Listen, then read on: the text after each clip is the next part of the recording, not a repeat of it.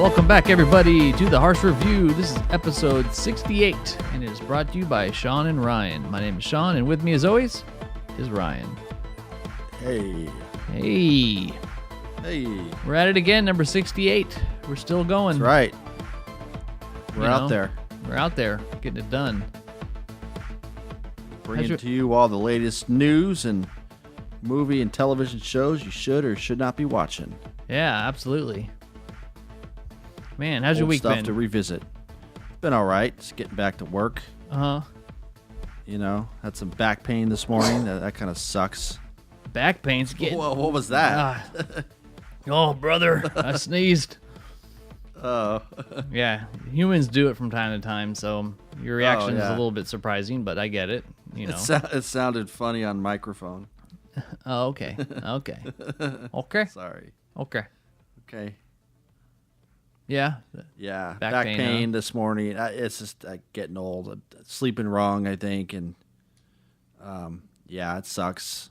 Sleeping Laid wrong down is the floor. dumbest thing, you know. Yeah. It's.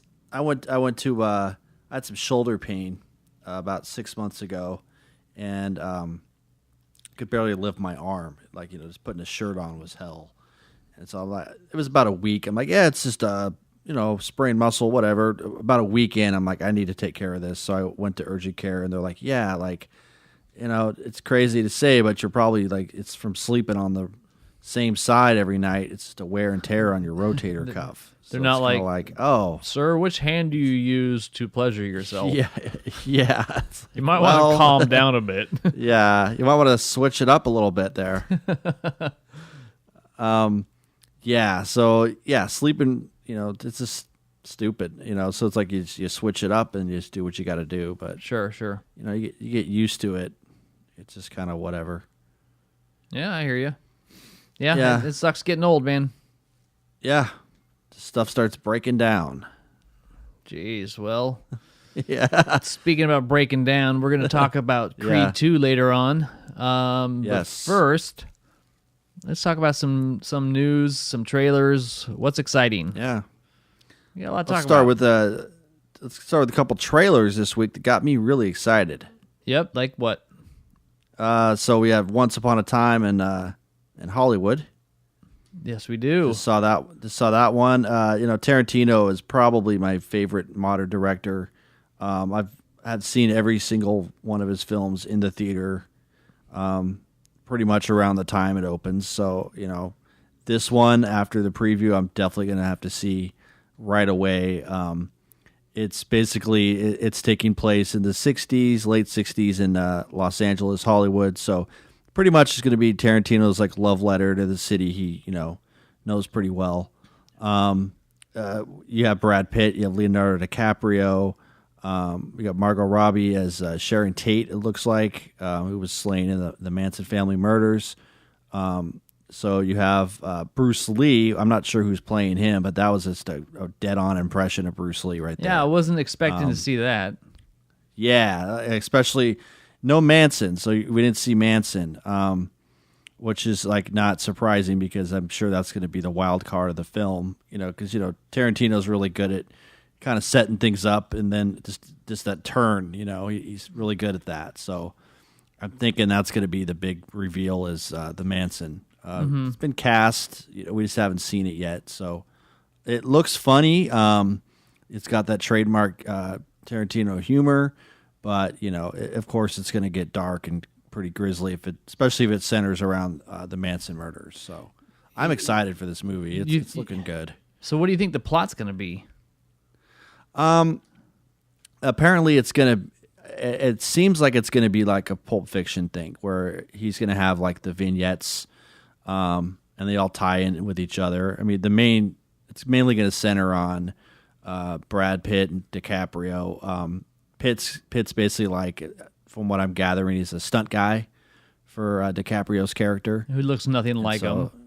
Yeah, right. And he looks a lot older too. So, you know, it's great to have these two in the movie together because they've worked with Quentin before. They're both great actors, I think. So have they been in the same movie before? You know, I'm trying to. I don't think so. No, I can't. No. Yeah. Pitt's in Inglourious, and and DiCaprio was in Django. So yeah, that's good. That's cool when you have like two kind of big names get together in the same film. I like that. So it's an all-star cast, so it's looking to me like he's going to piece different things together, centered around that time period in L.A. Yeah, in Hollywood, which is going to, and they showed some scenes like driving down the street. You had the Cinerama. It's still there, but it's just like, of course he's going for that look, so it's going to be great. And I've never really been disappointed by any of his movies. I mean, even the ones that were so, there's still something in there. Like Jackie Brown? Definitely. I like Jackie Brown a lot. Like, the more I watch it, I like it a lot more. It's kind of not his stronger film because it's not his story. It's based on a book, so it's kind of like, he can only do so much with that and make it his own. But I do like that movie. I think it's good. It's got De Niro in it. That's one of his latter era movies where he does a decent job just playing De Niro. So he's probably getting good direction. Yeah, exactly. You get a good script, you get a good director. That's all the difference right there. So I don't know. What did you think of the preview? Different than I thought. I liked it. Yeah. But yeah, it's definitely different than I thought. I don't know. Yeah. I mean, it's got a lot of potential. I like the look and feel of it. But I'm just kind of curious to see where they take it. Yeah. Yeah, I mean, it can easily be just a movie about nothing, and it just kind of centers on this time period, or with a lot of directors, like PTA's good at this too. Is the previews is stuff that's never going to be in the movie. They've done that before, so they just kind of use stuff that they cut or whatever. Mm-hmm. So I'm kind of surprised to see it's almost a 2-minute preview. So for a Tarantino movie, it's interesting that you get a preview of this length. It's just a teaser at all. It's supposed to be just pretty a much, teaser, but yeah, but it's almost 2 minutes, so it's kind of like you're getting a lot of stuff in there. I think it captures like the look, the feel, the attitude. Shows you some of the actors, but it doesn't really tell you anything. It just kind of gets you hyped for like the unknown. Sure, and it is like 3 months away, so that's it's true. not like you have to wait too long to find out what's going on. But I will be there. Is this his first movie since Weinstein? Yeah, actually, right? Because Hateful Eight was the last one. This would make his 9th, and they bill it in the credits or the preview as his 9th film. So, yeah, it appears to be that way. Yeah, I like how they're making it like his 9th film. It's like they're making it like an epic thing. Yeah.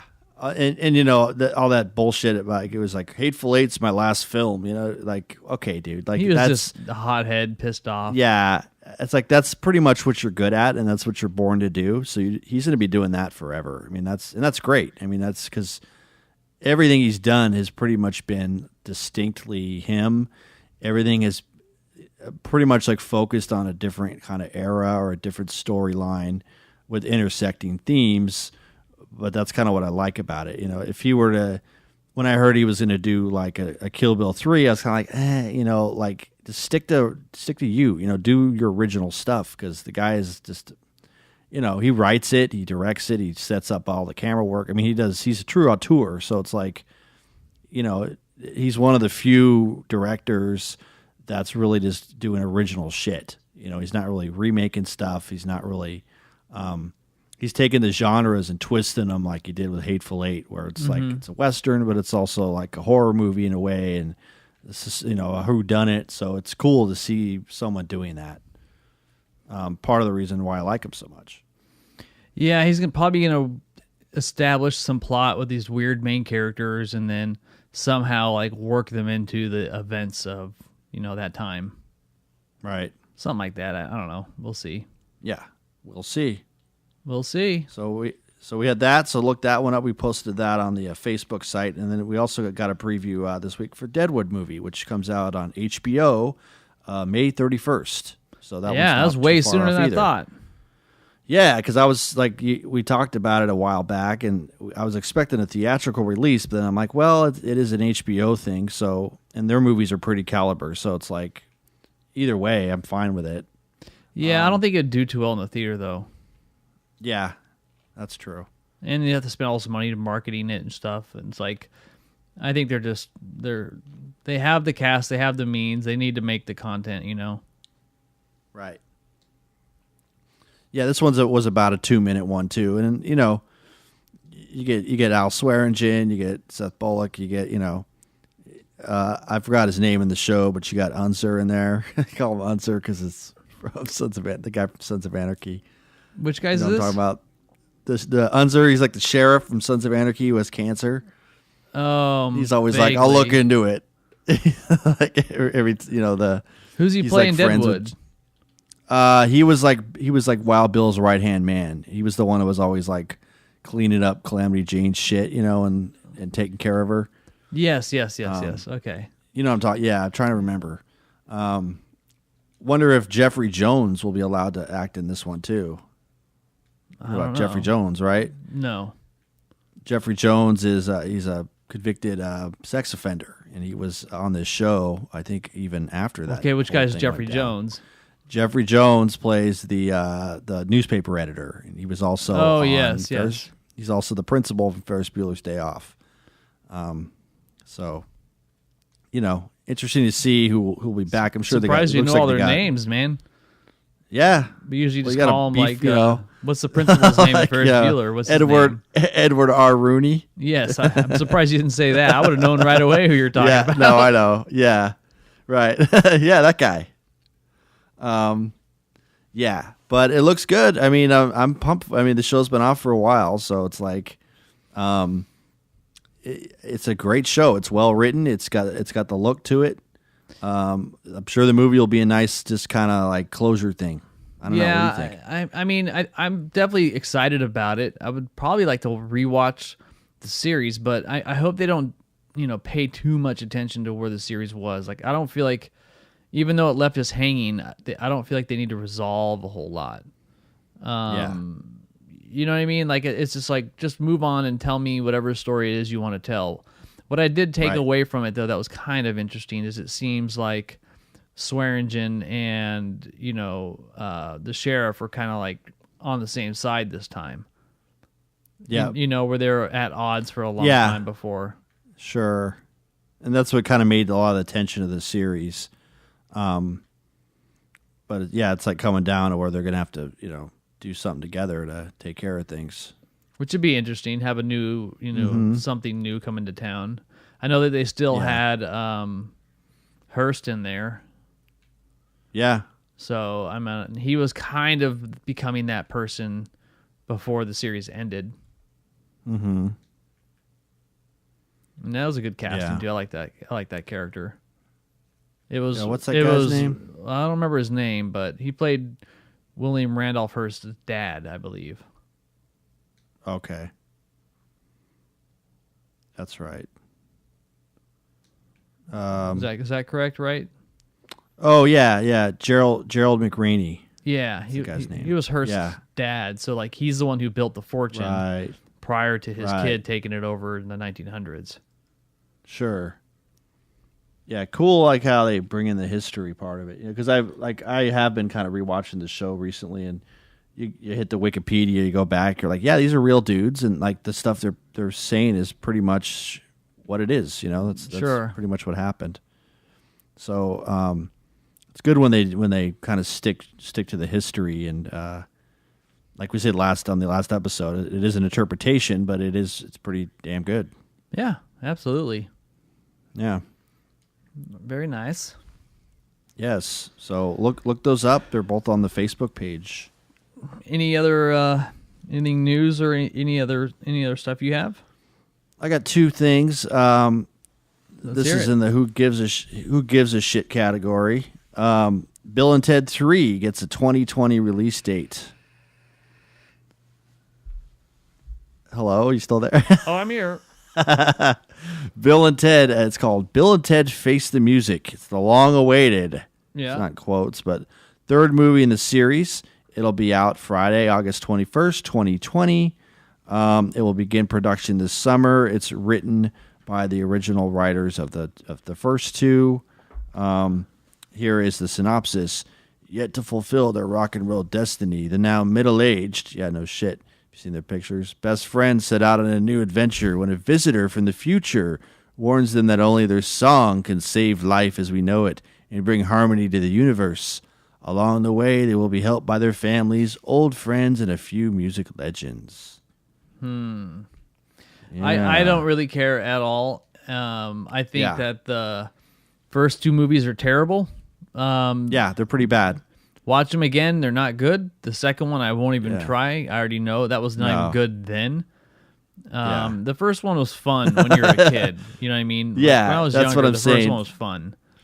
Every time you drive by San Dimas, you're like, yeah, man, that's where Bill and Ted live. Yeah, Waterloo, bro. Yeah. Raging Waters. Yeah. But it's just like one of those 80s nostalgia things that's coming, just I don't know why they're redoing this. It's just really strange to me.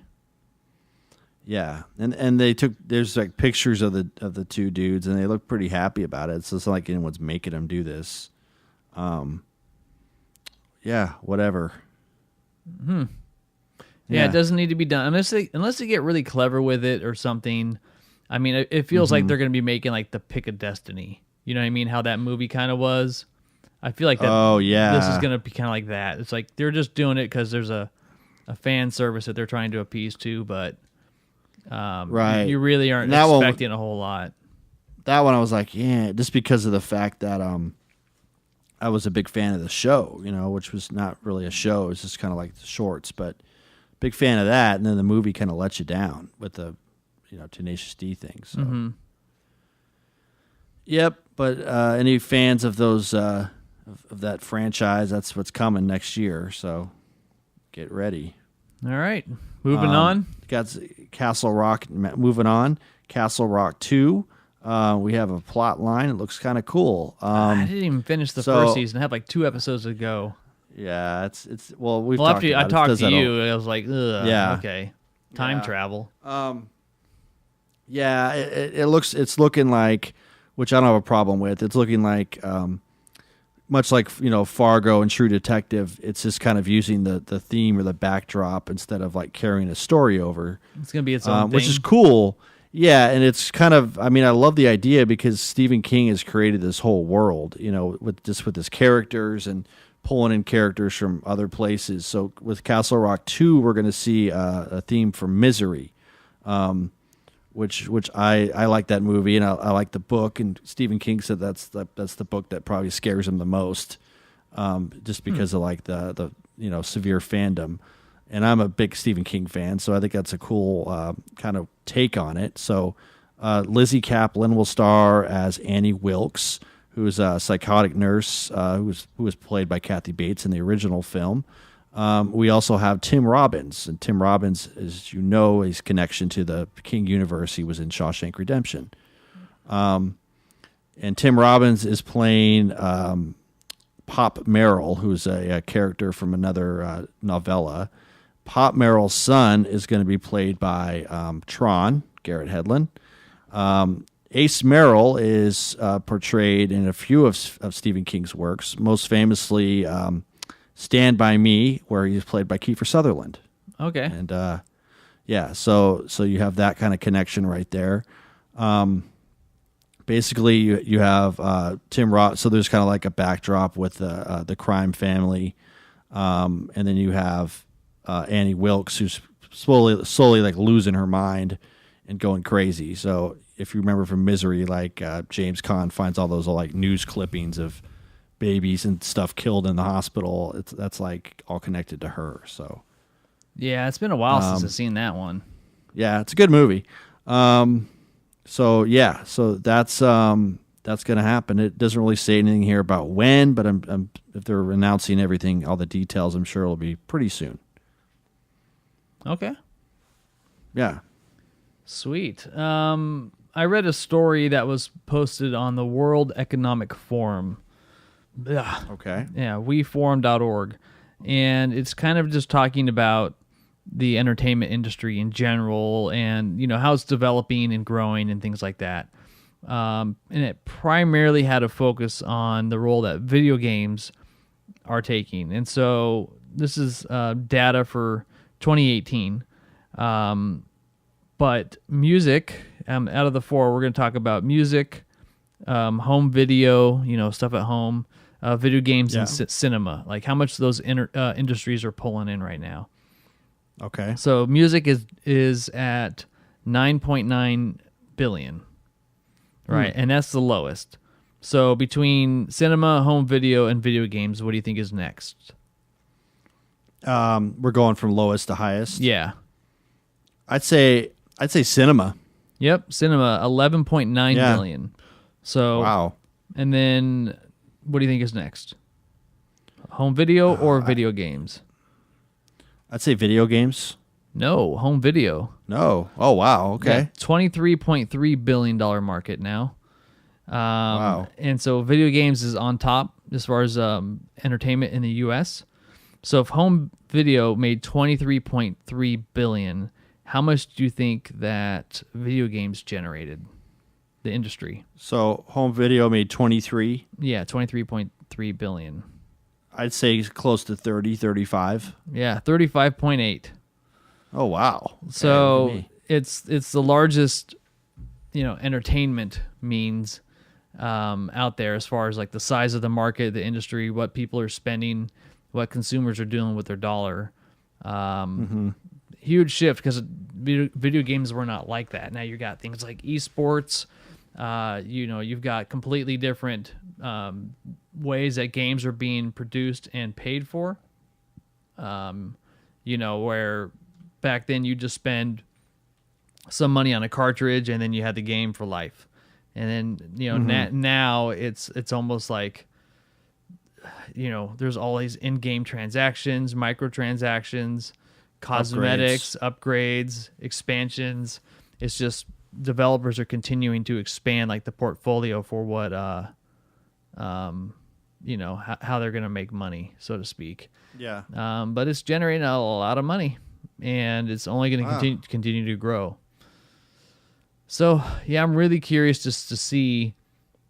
I mean, you hear all these, big studios like, Disney and all these kinds of folks like that. Like, I know they still spend money on video games. It's not their primary thing, but, the Disney Fox merger just happened, and, 4,000 people are getting laid off, and it's still a huge industry. But when you really look at the video game industry as a total, like it's nothing. So it'll be really interesting just to kind of see the next 10 years and, how people vote with their dollar. I don't know. Yeah. Just food for thought. That was kind of a fascinating little statistic. Interesting. It's also interesting how it just kind of shows that people aren't really leaving their homes for entertainment anymore, Yeah. Like if that were the case, it's like cinema would be number one. Maybe that was true at some time, but, we don't need to. I mean, that was at a time when you had no choice. Sure. Yeah. So like that's what I'm saying. I mean, it just shows how far we've advanced. But would you call it advancement, or would you say that they're no longer the call to do it? You know what I mean? To go out and see the theater, it's just it's not as compelling. It's not worth it. Like those experiences did not advance. It's kind of a combination of the two, I mean, there are still films that draw large crowds, we know about those, but it just doesn't seem like it's been that way, for consistently the entire year. Yeah. I think it calls to technological advancement. I mean, whoever thought of like doing all those expansions, in-game expansions, is pretty smart. I mean, they hit on something. It's like, well, we could charge you $60 for the game, but then it's like we could get this version, and you could get get this cool cowboy hat, this gun, you could get this pack. So and that people would spend money on it, and people will, and even down to like Candy Crush or whatever. You want to get more lines in a certain amount of time, just buy this and you get more. So it's kind of like that's pretty smart. I mean, that's from a marketing not marketing, but like just economic perspective that they did that. because otherwise you're just putting out games and that's that. Sure. You've taken it into the online world, which has been going on now for about like 20 years, maybe. With video games, online, a little more than 25, maybe. Yeah, I mean, it's officially for me. It was more like 2003, I would say. Yeah. 2004, 2003, maybe a little bit earlier. Great time than that. to be alive. Great time to be alive. Interesting article. Yeah. Throw that up on the Facebook page. All right, I will. Okay. All right, Dan. All right. Let's get to well, the meat of the episode. I wouldn't say meat. The main movie we're going to be talking about is Creed 2. Ryan and I both watched it this week, and we've obviously seen all the Rockies. And then we saw the first Creed whenever that was out, and then we saw this one. So we're just going to talk about all details. It's not really, a spoiler protection kind of movie. If you haven't seen it by this point and you're upset with spoilers, you probably don't really care. You would have seen it by now. So if you really don't want to hear any of the plot, then now's a good time to hit pause so we can just talk about Creed 2 in all its glory without any restriction.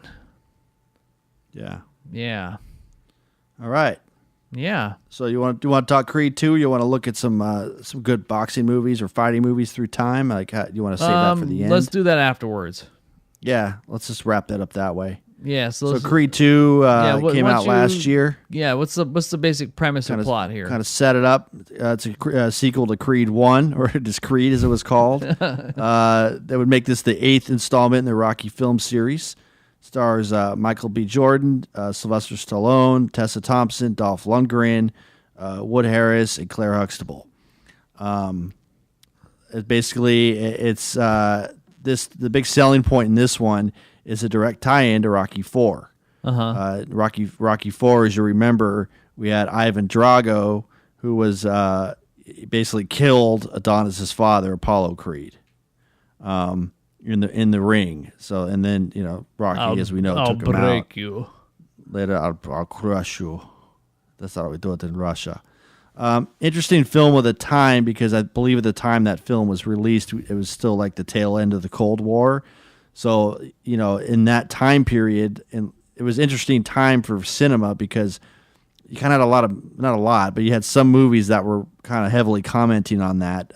Red Dawn comes to mind. Where you had like the espionage, communist Russia thing going on. So that movie and like Red Dawn and a bunch of other movies are kind of in a certain time period. What this movie does is kind of rehash that, where, of course, Adonis Creed, played by Michael B. Jordan, will not be fighting Ivan Drago, but Ivan Drago's son. Yeah.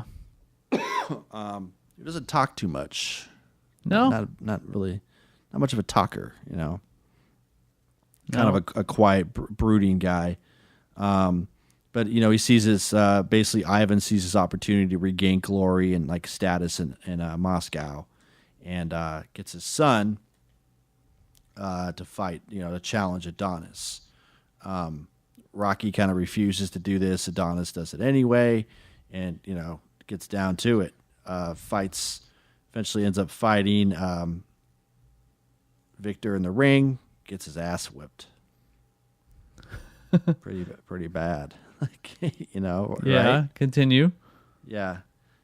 Victor gets disqualified for hitting Adonis while he is down.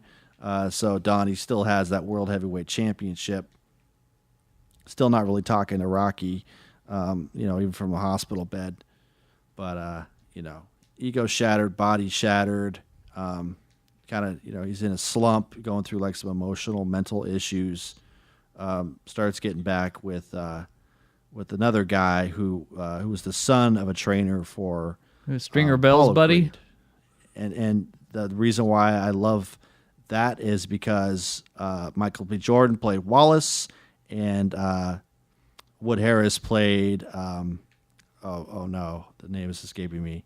Avon Barksdale. So there you go. On-screen reunion of two great characters from The Wire. I don't remember him in The Wire. I know Barksdale, but I don't remember Michael B. Jordan in it. Yeah, he was in it. He was one of the kids working in the projects. Okay.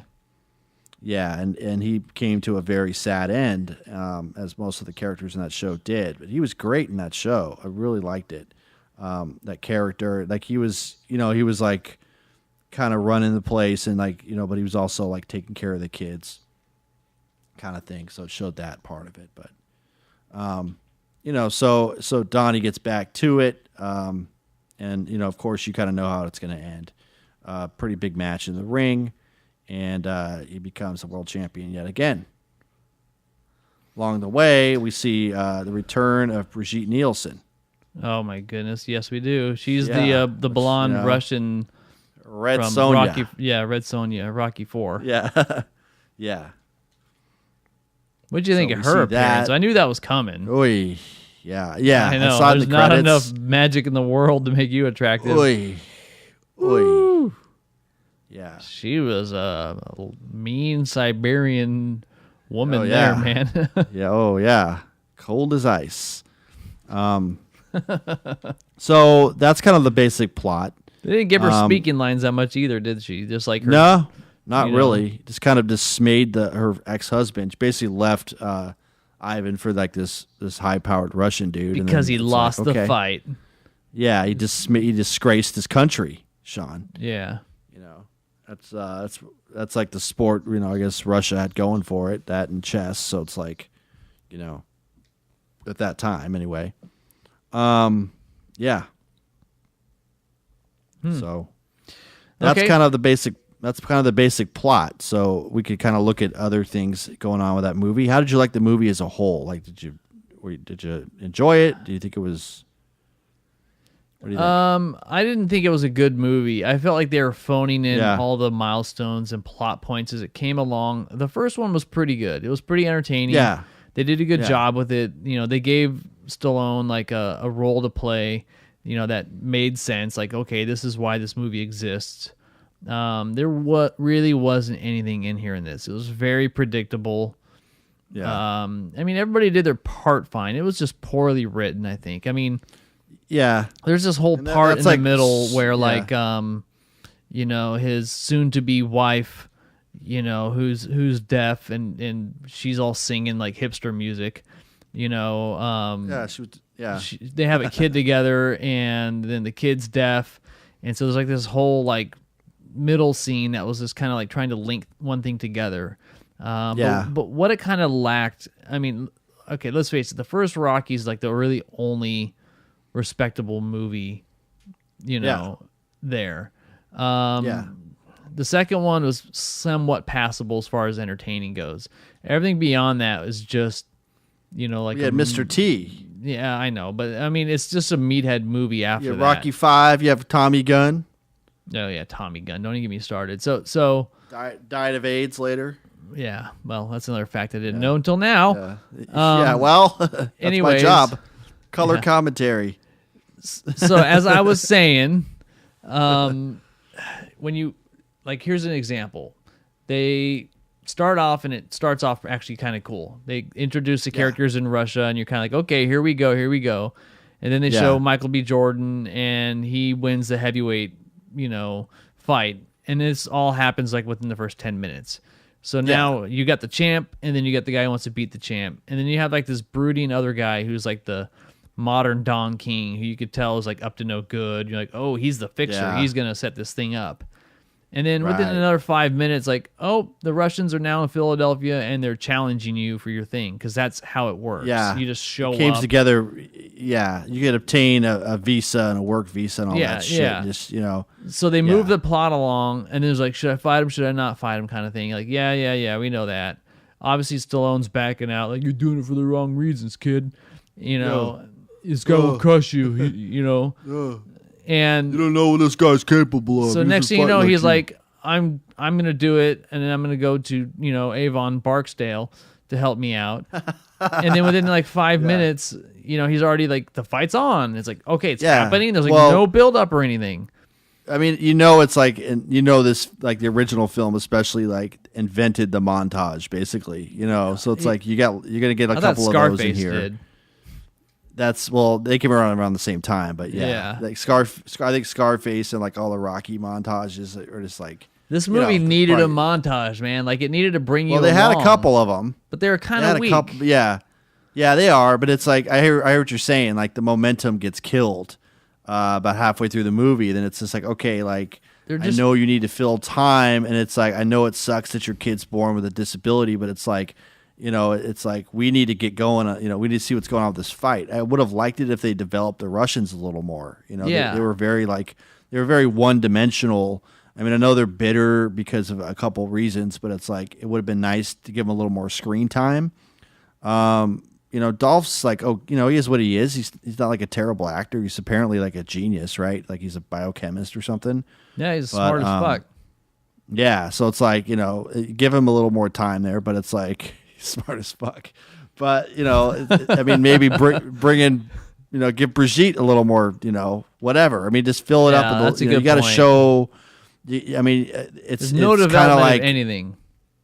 It's kind of like how the original Rocky IV was. It's like you portray these Russians as like the enemy because that's what the time period kind of requires you to do. You know, like this is Cold War. We're fighting Russia. They're the enemy. You're not going to give too much into their story. I would have liked to see. A little more going on, like psychologically with Victor, you know, because I think he did a pretty good job. He was just kind of like He's quiet. the only like dude. Empathetic character. Actually, you felt like he was torn. Like I I actually thought like, is he gonna throw the fight? Is he gonna do something? Because he's like sick of hearing this shit. I felt bad for him. Like you know, you could, and he did a good job. Like you could look into his eyes, and you could just kind of tell he's like, you know, about 3/4 through that fight. You're like, I don't want this anymore. You know, all these people making me do this shit. My mom walked out. It's like. Felt bad for the guy, you know, so it's like you feel that, and it's just kind of like, well, I mean, you could have like devoted a little more time to like split the time between Adonis and his family and Victor and his situation. Yeah. So I would have liked to see a little more of that because it's kind of like the movie is kind of like a shit sandwich. You got like, you know, 2 pretty good pieces of bread and then nothing in the middle that's of any redeeming value. And you know, and it's kind of like okay, like the fight was good. Like I liked the cinematography, was pretty good. They did a couple of those Matrix moments where it's like, come on, you know what I'm talking about? Slow mo hitting the face like kind of crap. It's like that kind of shit. Just I can't do that anymore. It's like okay, that's been done, dude. Like Sylvester, that shit's been done. It's been played out with the Matrix shit. Like. We get it. Like you just need to have super like good cinematography when you do boxing because it just seems like that shit's hard as hell to film. But so I mean I'm not complaining about that. It's just kind of like the story. He wrote this. He's a co-writer on the story. Interesting little fact. Like back when Rocky I was going to be made, it was Sylvester who had written the screenplay and he brought it in and they were like, you know, this is a good film. We want to make it. We're going to cast this other guy. And Sylvester was pretty adamant about not giving that up. He says, I have to do this. You know, you got to make me the star, even though I've never done it. So like he ended up going into work like on a train for like an hour and a half at the time. He was not, you know, he was not making it at the time. So it was kind of like you look at that like kind of level of development. He's very hands on. It seems in a lot of his movies. Maybe that's kind of to a fault. I mean, they're very like all those movies are pretty like formulaic. All the Rockies are pretty much the same shit. Like you know, pretty like you know what's going to happen. That's why you can disclaimer this episode, say it's spoiler, but it's like you know the structure, like you know what's going to happen. Yeah, don't be much. Surprised that like Rocky loses his head and then he has to come back, reattach it to his body. Yeah, like he has to sew it back on, and like, hey, we got Frankenstein, Rocky. All right, yeah. But see, you make some really good points about like the building out the Russians because that was something else, you know, that I felt was kind of getting me excited, and then in the end they're like, let's have the fight in Russia, and you're like, ooh, why? And the next thing you know, like they're in Russia, and also how because it's like, you know what I mean? It's not like a world event. This is a you know, even though it is World Boxing Federation, it's like it's been in America like the whole time. So it's like You gotta get fucking Jim Lampley's got to update his passport. Yeah. You gotta get, everybody's got to make sure they're ready to go. And so it's just kind of like a lot of like, what's up with all these logistics of the passports? Yeah, well, that's what I'm saying. Well, it's like it's a lot of improbables that are just kind of like glossed over. You know what I'm saying? Yeah, that's why it's like a milestone movie, man. They're just checking things off. Yeah, it's like, all right, check. We got the big ass. I didn't really care for like Adonis's opening music and routines. I think that was kind of stupid. Oh yeah, she's just my girlfriend's just gonna sing her hipster jams as we walk down. Right. Yeah. So whatever. So I give it like a B minus C. I mean, I'd say it's a C. I didn't. I didn't detest this movie. I mean, if you like the first one, just check this one out. But it's not as good as the first one. You just don't care what happens, basically. You just don't care about anybody in this movie. And Rocky didn't really have much of a role because, see, after Creed got tuned up in the first fight, it didn't even look like he was fighting. It just looked like, he's just up there taking hits, and then he's like, oh, he's down, and you're like, okay. And then, eventually Rocky's like, okay, I'll train you differently. So what do? They drive out to the place where Kevin Spacey left Brad Pitt's wife's head in a box. And, out the Barstow or something. Right? That's totally Barstow. Yeah. And what's in the box? We're going to train with all these, convicts and lift tires and do all this P90X stuff. Box fire. Like he was boxing fire. It was like, okay. How is this getting him ready to fight this giant Russian dude? I was thinking it's like, and he was talking about like, we're going to take you into like a different environment. I thought he was going to take him up to like Alaska or something. I thought they were going to do like training in the woods like Rocky did, Well, yeah, that's that. And if you want to take him to Russia, it's like, well, Russia's not exactly a desert country, Rocky. So, it's like, why are you taking him to the desert? Yeah. You're going to go fight in the Arctic? Let's go to Barstow. Right. Yeah. I mean, when boxers train, like a lot of them go up to actually like the mountains, just like to acclimate to the elevation. And then, it's kind of a little more wearing on them. So it's like, you want to do that. You don't take them to the frickin' desert. Come on. Yeah. I don't know. Yeah. I don't know what he's thinking. A lot of incongruities, a lot of like, just stuff that didn't really make sense. I don't know. It's not really like insulting to the audience. It's just kind of like people like us who run a podcast are going to have to scrutinize that kind of stuff a little more. I'm like that anyways. I think it's why we're doing the podcast because we're going to be, picking it apart because it's fun to do that. You have but to. It is. I just kind of think like, who's this movie for, right? And I think it's a good date night movie. It seemed like a good date night movie because there's enough there for like men and women. Especially because the role that they gave her. Claire's in it. Claire Huxtable. Edward James Olmos non-speaking role, right? Did you pick up on that? Wait, what? Where? He was on the ring, the last fight. He's part of like Rocky's team. Oh yeah. He didn't speak that was at all. Him, huh? Yeah. I'm like, what's up with that, dude? I like that guy. Yeah, I know. Yeah, you got to have the gonus. Whatever that means. Stand and deliver. Yeah, that was his role in the movie.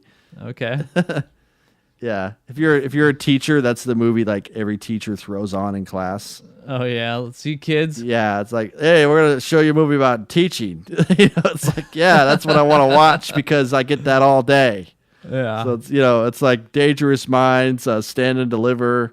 That's like in the teachers like Dead Poets, except for the last like 30 minutes. Of course, you don't want to show that. Yeah, and we'll pick it up some other time. Yeah, all right. They all live happily ever after. Yeah, so it's just what I wanted it to be is I knew it was going to have Drago in there. They teased and hyped that. I knew he was going to fight his kid. They teased and hyped that. More Drago would have been nice. But here's my biggest beef with this movie, and there's another movie we just talked about or something recent. I can't remember what it is, so hopefully you can. Okay. I just have a hard time imagining like that Drago, if he was a real person in this universe, would be so hung up after 30 years of losing that fight that he's like, I'm now going to train my kid, dude. And we're, this is what my identity is now. Like, I don't know. It just doesn't seem. It's a pretty common movie thing though, where it's just kind of like, yeah, like revenge 30 years later, but it's also just like mining old movies for new shit. I mean, that's kind of just what a lot of it is. You know what I mean? Yeah.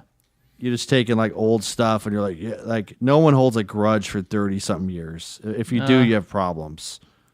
There's like world leaders that do. Yeah, but they have problems.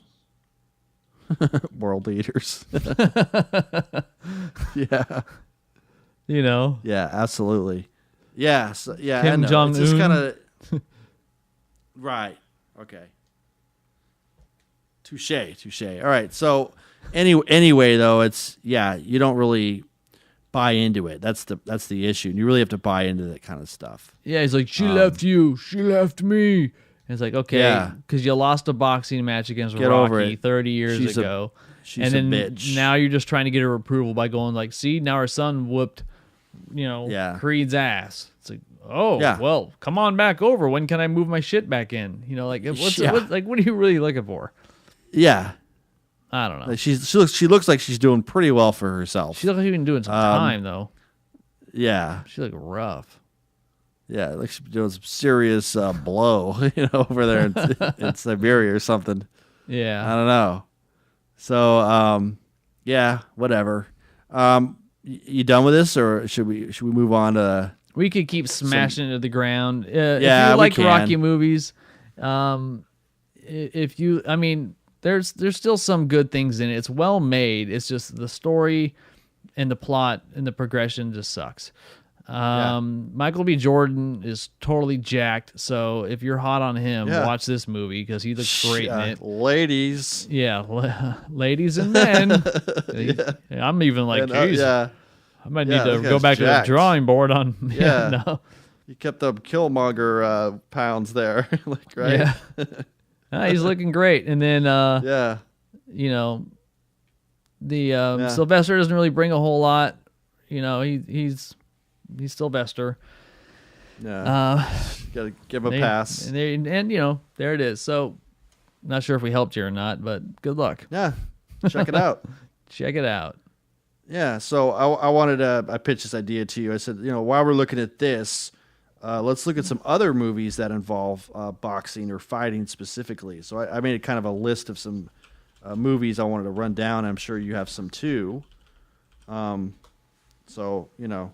Yeah. I mainly focused on boxing, and then you said, oh, let's do fighting movies. So I was like, all right, well, I have a pretty decent list. I think I have two really good boxing documentaries that anyone should check out.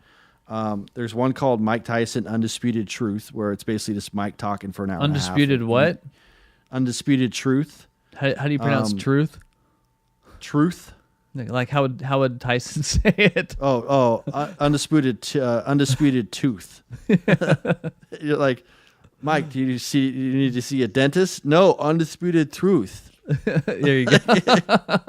Robin Givens. Yeah, Robin Gibbons. Gibbon as in the monkey? I don't understand. Yeah, right? Mike, help me out here. You would think that wouldn't be good, but he's like in this. Have you seen it? No, I haven't. It's good. It's just him talking for an hour and a half. I guess he did some solo, and you would think it would be whatever, but he's funny. He's very candid and he's very honest and, willing to look at his faults, because the guy, I would say that guy for our era was probably the best boxer. Oh yeah. I remember we would order the family would order the Mike Tyson fight, and then it's not over our family, other people's families. Well, yeah, we'd be outside the window looking in, hey, you guys got the fight, right? Okay, we're gonna. What window is the TV next to? Yeah, but it's the fight would be over 15 seconds. He would just knock the shit out of this guy, and the guy truly led a life of boxer, criminal, all these issues. So. That one is good, and then another one, which really is about probably the greatest boxer ever, I think, is When We Were Kings, which is a documentary about the rumble in the jungle between Muhammad Ali and George Foreman in the 70s.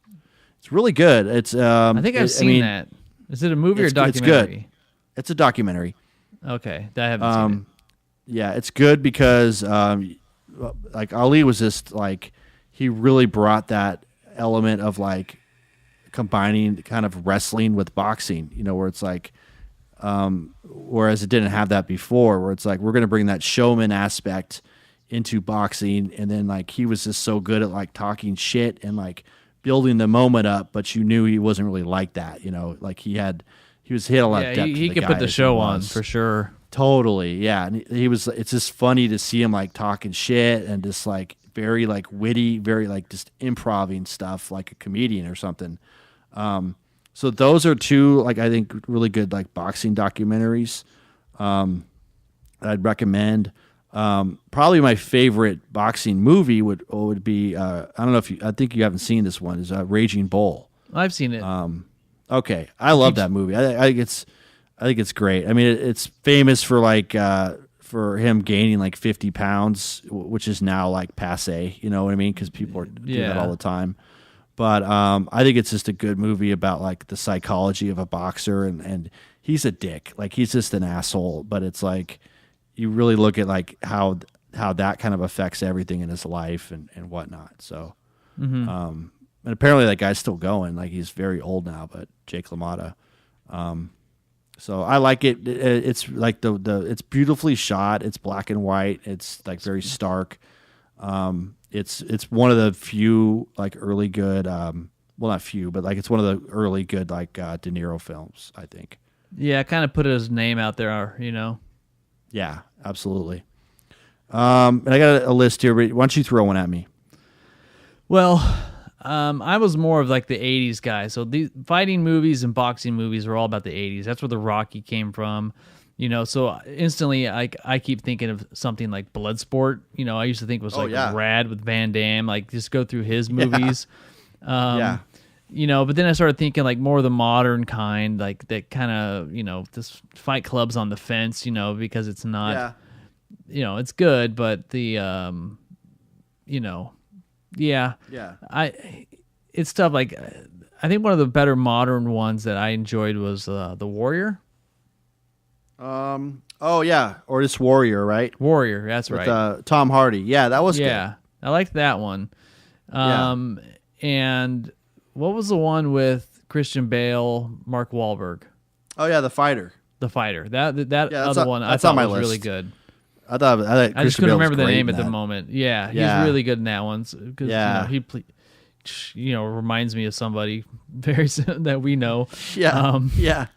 And kind of crazy in a lot of ways, but that's a really good movie, and it's because the fighting is not the primary reason for it existing. You know what I mean? It's kind of like there's another story behind it, and so I like it when it's not the focal point of the story. When it's the focal point of the story, like in that's what Rocky's not like that either. You'd think it is, but he loses. He doesn't even win. You know what I mean? Yeah. And that's what makes it a good movie, because it's about the character. So if the fighting movie's not about the character, it's about the fight, then it's probably not that good of a movie. Right. I liked Cinderella Man. Oh, okay. Russell Crowe? Yeah. That's a good one. Yeah, that's pretty good. If you want something super depressing, but I thought it was pretty good. $1 Million Baby. Oh, yeah. Okay. Yeah. Super depressing, but Morgan Freeman was great. Hilary Swank was good. Yeah, so I'm kind of leaning towards like the modern stuff, but it's like, you look at what makes a good boxing movie. I think you hit it already. It's like you need to look at what else is going on, and you need to effectively show like the psychology of both. If you're going to make the whole movie the focal point of the boxing, which is like Creed and the Rockies are, you really have to look at the psychology of like both sides, which we already said Creed 2 didn't really do a great job of. Mm-hmm. You're going to root for the hero, obviously, but it is interesting to kind of look at the other side of things too. Yeah, I would agree. So, yeah. Yeah, I mean, What about Over the Top? It's not a boxing; it's an arm wrestling movie. Well, it's a fighting movie, though. You said fighting. well, okay.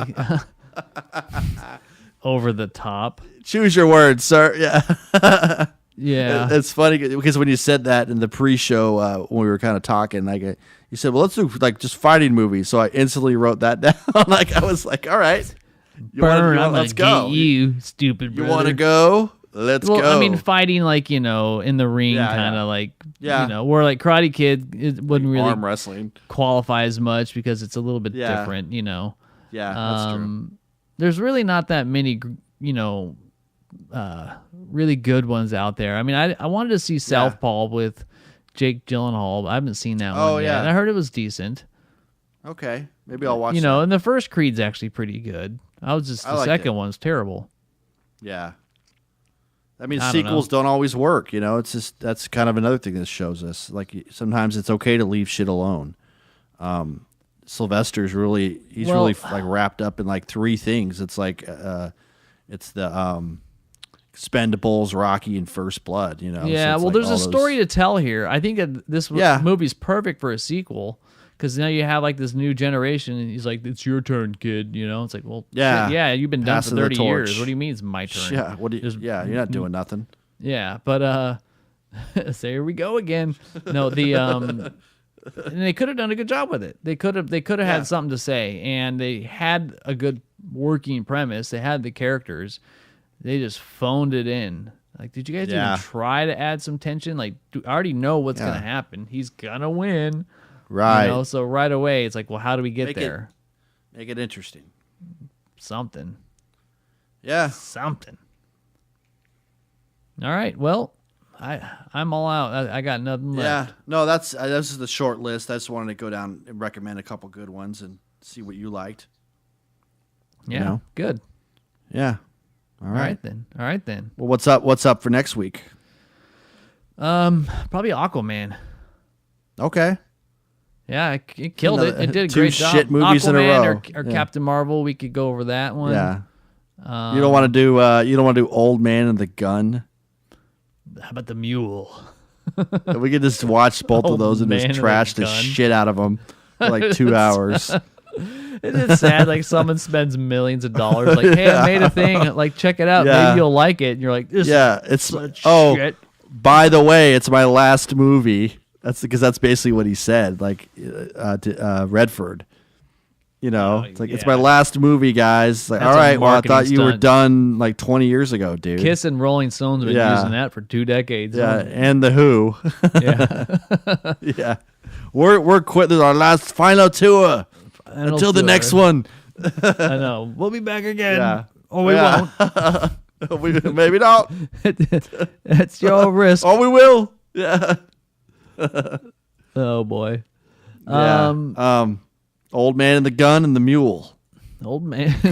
Yeah. And old Codgers episode. Just looking at like old guys getting one over on the man. Yeah, I know. Yeah. That's a short list too, but all right, let's kill it. All right, everybody. All right.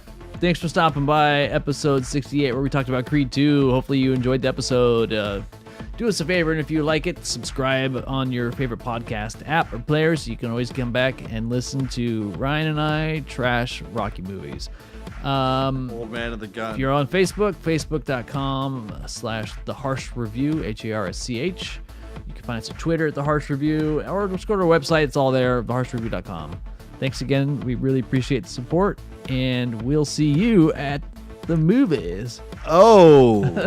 No. That's Ryan's line.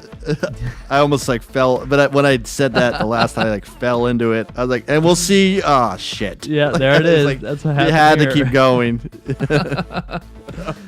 All right. Have yourselves a good week, everybody.